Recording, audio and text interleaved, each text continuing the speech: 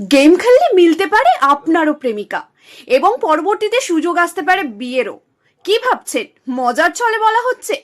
আসলে এমনই এক গল্পকে বাস্তবে রূপান্তরিত করে দেখালো শান্তিপুর রাধানগর এলাকার বাসিন্দা সুব্রত বিশ্বাস। করোনাকালে লকডাউন থাকাকালীনই অনেকেই মোবাইলের গেমের প্রতি করোনাকালে লকডাউন থাকাকালীন অনেকেই মোবাইলের গেমের প্রতি আসক্ত হয়ে গিয়েছিলেন। দিন রাত মোবাইলে গেম খেলেই করোনাকাল পার করেছেন অনেকেই। তবে এই মোবাইল গেমের লাভ ক্ষতির অঙ্ক হিসেব করে দেখা গেলে বেশিরভাগ মানুষের ক্ষতির পরিমাণ বেশি হলেও সুব্রত বিশ্বাসের আখেরে লাভই হয়েছে। যোগাযোগটা হয়েছে ফ্রি ফায়ারের মাধ্যমে। মানে ফ্রি ফায়ার গেম যেটা? আচ্ছা, ফ্রি ফায়ার গেম। হ্যাঁ, তো সেটা কবে থেকে খেলতে শুরু? সেটা লকডাউন যখন ফার্স্ট শুরু হয় তার কিছুদিন পরের থেকে। কি কারণে মানে হলো? তো আমি দাদাভাই মোবাইলে কাজ করতাম, তো লকডাউনের মধ্যে কোনো কাজ মাজ কোনো কিছু ছিল না, ওটা টাইম পাস করার জন্য এবারটা তখন গেমটা নতুন উঠেছিল, এবারটা ওই সূত্রে গেমটা খোলা। আচ্ছা, এবারটা খুলে এরকম ফ্রি ফায়ার খেলতাম। তো আমার গেমের মধ্যে খেলতে খেলতে র্যান্ডমলি কজন খেলতে? আমরা 4 জন মিলে খেলতাম। আচ্ছা, তো তার মধ্যে আমরা 4 জন খেলতে খেলতে হঠাৎ করে মানে আমার টিমে যে একটা মহিলা বা একটা মেয়ে রয়েছে সেটা আমি জানতাম না। তো যখন জানলাম তাকে আমি একটা মেসেজ করেছিলাম, মেসেজটা রিপ্লাই দিয়েছিল 2 দিন পরে। তো দেওয়ার পরের থেকে কন্টিনিউ আমাদের কথা হয়, কথা হতে হতে একটা বন্ধুত্ব সম্পর্ক জড়ানোর পরে ও আমাকে কন্ট্যাক্ট নাম্বার শেয়ার করে বা আমি ওকে কন্ট্যাক্ট নাম্বার শেয়ার করি।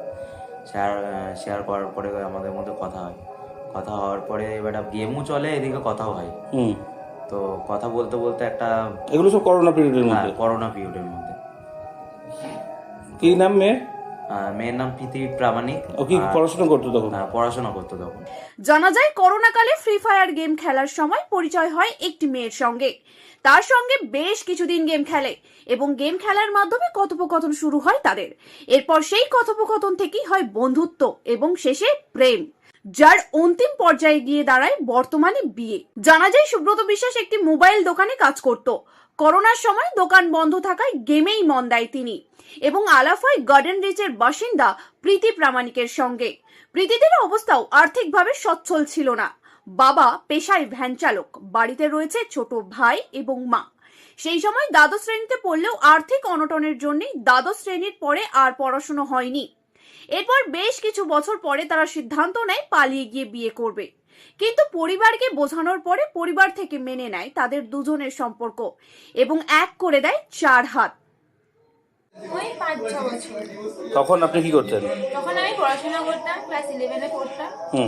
আর তারপরে পড়াশোনা করতাম, লকডাউনের সময় গেম খেলাটা মানে বেশি হয়ে গেছিল একটু, তখনই আলাদা হয়েছে। তখন স্কুল টুল বন্ধ ছিল বলে? তখন স্কুল বন্ধ ছিল।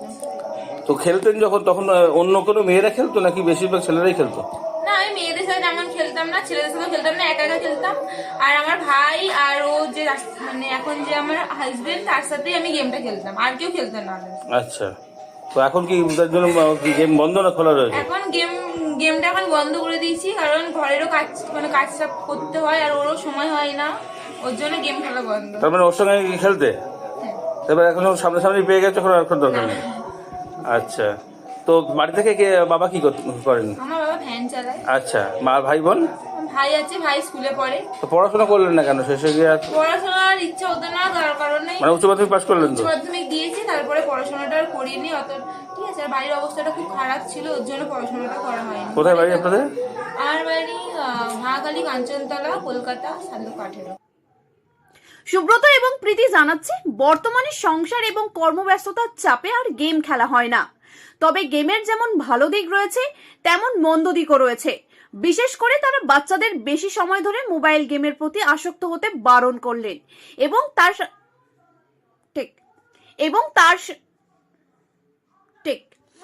তার সাথে মজার ছলে তারা জানালেন যেসব ছেলেরা এখনো অবিবাহিত তারা একবার অবসর সময়ে গেম খেলে যাচাই করে দেখতেই পারেন।